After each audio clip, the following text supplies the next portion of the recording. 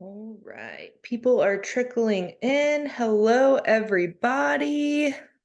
Another beautiful month and another edition of Getting Fubbed Up with Bridget.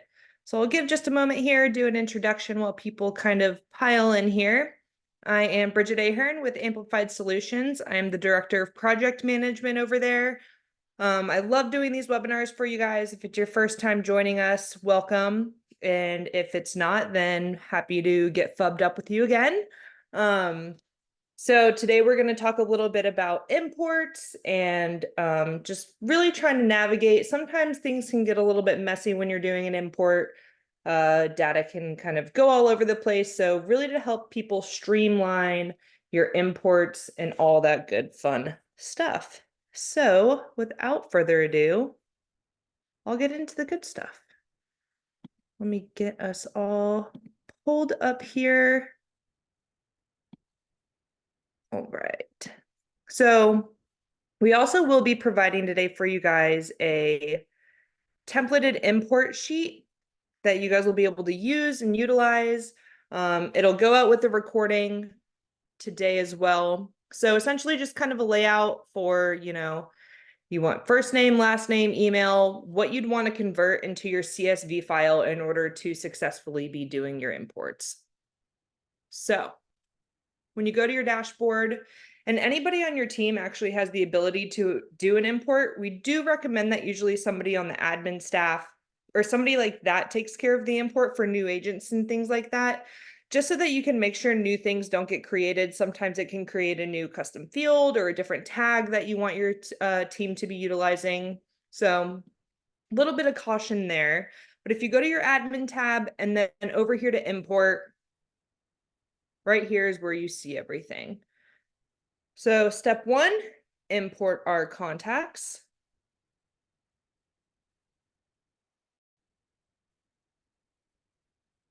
Oh, my computer's thinking a little bit here. All right, so when you pull that up, I don't know if you guys can see this. It pulls up kind of like what's on your desktop. So wherever it's saved. Wanted to show you guys that so that you know that you do have to save that file before you just come in. Like if it's in a doc or something like this, what you're going to want to do is you're going to want to go to File. And then when you go to Download, you'll see comma separated values. So you want to download that as a CSV. Mine comes up here over in my download section. So I like to take that and I always drag it over onto my desktop so that I have that hard copy saved on my system. So then when you go back in to your import section, now when you pull this up, import your contacts. Again, this is a pop-up, so it may not be popping up, but my templated import sheet is right here. We're going to hit open on that. Always is going to ask for a confirmation of an opt-in consent so that you're not just putting random people in your database and that it's somebody who's expected to hear from you. Confirm that. And you can see it's pretty simple import. I didn't do a big one just because I want you guys to be able to utilize that sheet. So right now you can see this is where you're going to align your columns for where things are going to be routed into your follow-up boss as a contact. So some things are suggested. This one right here, yes, first name, last name, your email. But if you drop down, you can see there's a couple of different things that you can do here. So obviously we want these things to be routed where they're supposed to be routed. When in doubt though, if somebody on your team or if you have a column that isn't necessarily any one of the different ways to align that information into the follow-up boss system, what we typically recommend is coming down and adding it as its own temporary custom field. So you could add it as a text. You can, if it's dates or anything like that, you can have it as a date field, number fields, or drop downs if it's going to be multiple of a couple of the same different suggested items. And with doing that is you can go back in and then have that added in as a custom field and then be able to route it to where it needs to go. So for instance, if you're coming over from a different sort of database, maybe like a Sierra or a Boomtown or something like that, and you have different buckets or stages over there, but you want to do something new and fresh in Follow Up Boss. You can still have those stages come in as a custom field as what you had them as in your previous CRM, for instance. But then once you get them into Follow Up Boss with the stages that you want to be using going forward, you'll be able to go and search, okay, we had just a 0 to 3 months in Boomtown, but when we get into Follow Up Boss, we're going to be using, an A hot or something along those lines. You'll be able to easily route anybody who was in that stage before and then reassign their stage to the new Follow Up Boss stage. So little tips and tricks and things like that you can do. I am going to just go ahead and, stay on track here and make sure that this one is still email. Phone numbers, you can add up to 6 numbers if you need to. And then also, if you have more than 6 numbers, you can add those in as a custom field, number field as well. So different address, everything is kind of outlined in separate columns here. So we can come in and do property address, property city, property state, and property postal code. So I'm designing this to go as if this is the physical property that this person already lives at. This isn't from a search. This isn't somewhere that they've inquired on or they got into your database from a website or anything like that. This is where if you're sending somebody a physical piece of mail, that's where you're going to be sending it to. Lead source, definitely want to make sure that we've got our lead sources assigned. This is another instance where if it's a new agent into your database or something like that, they may not have the same lead sources as you, and you don't want to add new lead sources to what you already have going on. So a custom field would be a really good place to be able to route all of their lead sources so that you can go ahead and put them in what your lead sources are. So Sphere is a pretty good example. Right here you see Sphere. Some people use SOI, some people use Book of Business, some people use Friends and Family, anything like that. But if your team standard is we're using Sphere as the source, you're going to want to route that to that custom field so that way you can apply the actual source that you want it to be in your database. Assigned agent. So if you're doing a big spreadsheet for multiple people on your team, instead of just having everything push in and get assigned to whoever's doing the import or the team lead owner or something like that, if you have the agents individually outlined here, they will automatically go to who is being recognized as the agent here. So that's a pretty awesome feature. Same with stages. So if you are used to using stages and you're using the same ones in Follow Up Boss as you were from a previous database, you can get those all sorted out and put in for you. Tags as well. Background information. This is pretty cool. Even if you don't have background information from, if you wanted to add a column, like you guys can come in here and add additional columns into this to be able to route. So like background and notes. If you have any other sort of information that you'd want to be inside a Follow Up Boss, use a really solid name for the title up here at the top, and then whatever kind of information that you would want for there. But if you've got background or certain information and you're like, oh, I actually want this to be a note and I want this to be a background, you can flip those around too. So we've got this background, these little notes. And one thing about background versus, let me backtrack just a little bit. Went a little too quick there. Background versus notes, guys. Background is going to be like that high level information that you always want to know about a person every single time you go to their contact card. It's stickied on the side.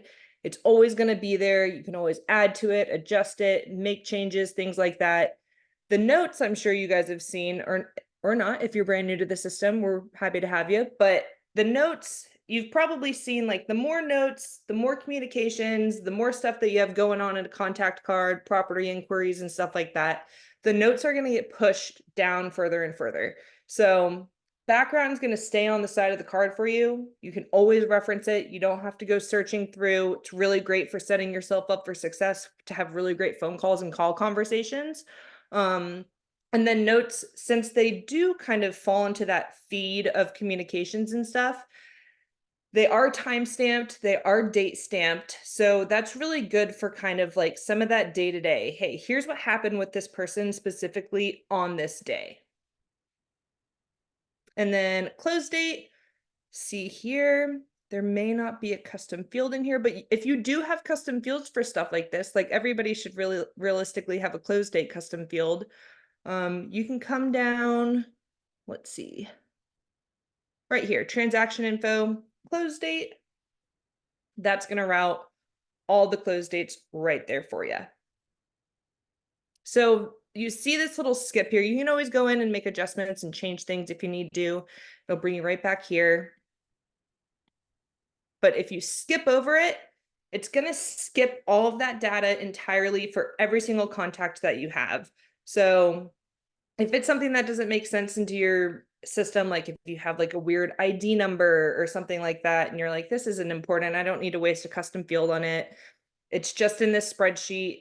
I don't need to delete it from the spreadsheet as a whole. It's still maybe valuable information for you, but it doesn't necessarily need to be inside Follow Up Boss. You do have the option to skip over that column as well. So we are all aligned here. Let me hit save on here. They're really already saved. You can see right here, all columns have been matched. So we're going to go ahead and save and continue this. It's only 2 people, so it's going to be pretty quick. You do have the option to tag all of these contacts when you do the import. So what we typically like to do and recommend for people is to go in there and do like an import. If it's somebody on your team, Bridget Sphere, and then also date it, because you probably are always going to know when you did it. That way you can search this stuff. So if something gets weird, you want to kind of take an audit of all those people that you put into the system on May 28th. You can search this tag and have all of that data right there. So we're going to create the new date. And now we are ready for import. It's only 2. It's not going to take too long. And right here. So you can see 1 person was added, which was that test import, that first contact right there. 1 updated contact. So that means that somebody in there either had the same email address or phone number to somebody that's already in your system. So what it did is it took the information that you had on the spreadsheet. So in this instance, I know that it's John Wick. He was already somebody who is inside a follow-up boss. So instead of making a duplicate contact and having 2 John Wicks with the same information, it realizes, oh, okay, so this phone number or this email are already in the system. So this person's already in the system. It doesn't do it by name because, as you know, multiple people can have the same exact name. And it doesn't do it by address because kind of the same thing there. If it's a spouse, they live at the same mailing address. It's not going to take over somebody else's. It really is only designed to be routed through that phone number and through that email, but it does update it. So if this is a different email than what John had in the system already, it's just going to add that email in there for you. It's still going to leave the one that he originally had, but now you have both of his email addresses. So you can come and view your imported contacts. I need to do.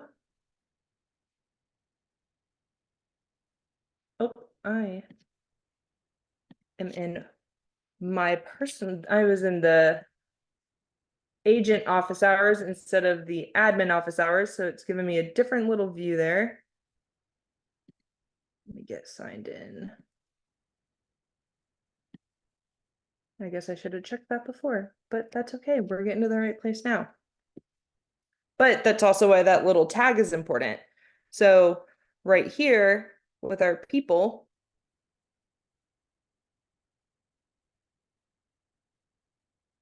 you can see the test import. This is our brand new person that we just put in, but I'm going to go ahead and I'm going to search that tag that I put on those people so that we could see John as well.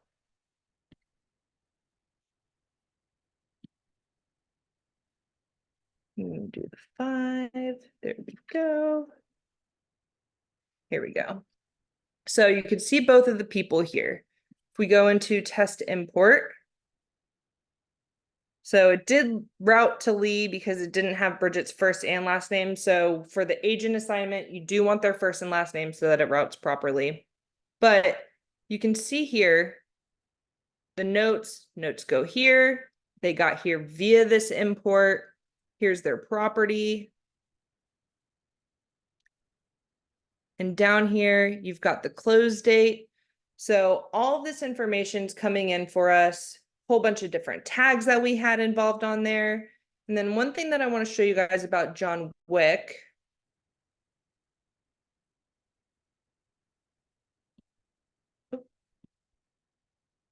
is, so he was already in here. He's already a client, one of Bridget's clients. So it didn't change anything like that. So it's not going to change any assignments. It's not going to take anything away, just if somebody has a duplicate or anything like that. But it did update his email address here, lovemydog@john.com, and add that new tag. So all the information still here. If there was new notes or anything like that, they would have additionally been added into here as well.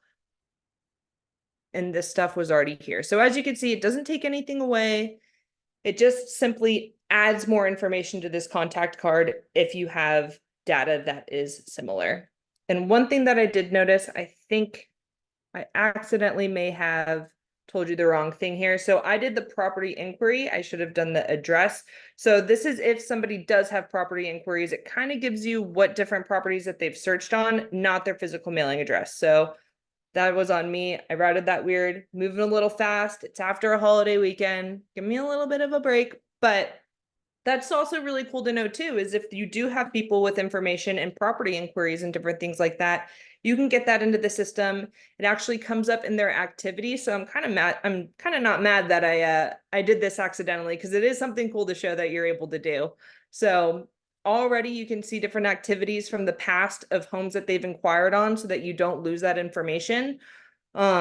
Larger searches can happen at like a super high level. You want to get some other people involved in that from the CRM that you worked in before, but this is a little bit more of a simple scenario. So yeah, imports are great. Definitely make sure that you guys are, paying attention. And like I said, if you've got those different columns of things that aren't in the set standards of how to flow into Follow Up Boss, like certain things we can't do, for instance, like deals and deal cards and stuff like that, unfortunately cannot be imported, but you can create deal custom fields. So if you're maybe migrating, maybe you were a solo agent, you had your own Follow Up Boss, you had all these great deals and stuff in there, but you're going the team route, you want to be a part of something a little bit bigger. So you've got all of your deals, you can export those deals and it'll say deal stage, deal dates. There's one other column there that exports out.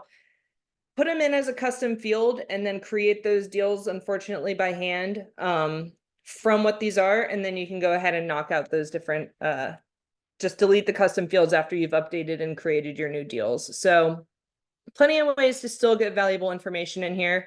Tasks, unfortunately, another one of those things that just doesn't transfer over. You will kind of have to build from scratch there. And then action plans, you'll have to manually apply. But a lot of the really good, valuable information that you need in here about somebody, you can pretty much get it in any way, whether it's directly routing it or utilizing things like custom fields in here to be able to route them to where they need to go once you get that information in here. So I kind of expected this one to be a little short and sweet today. Imports are pretty straight to the point, but we see a lot of people do some pretty crazy things with imports. So I think it's always an important thing to touch on. Like I said, this is going to be recorded. We'll send out the meeting to you guys after everything gets uploaded. And then we'll also provide you guys with this templated import sheet as well with the recording. Again, I'm with Amplified Solutions. You guys can learn a little bit more about us at amplifiedsolutions.com. You guys don't have to hang around if we are done, if there's no questions or anything like that. But yeah, definitely check us out. We can help you guys manage your database and hold your agents accountable and help you guys do all the things. Simply just at amplifiedsolutions.com to find out some more info. Thanks, everybody, and I'll see you next month.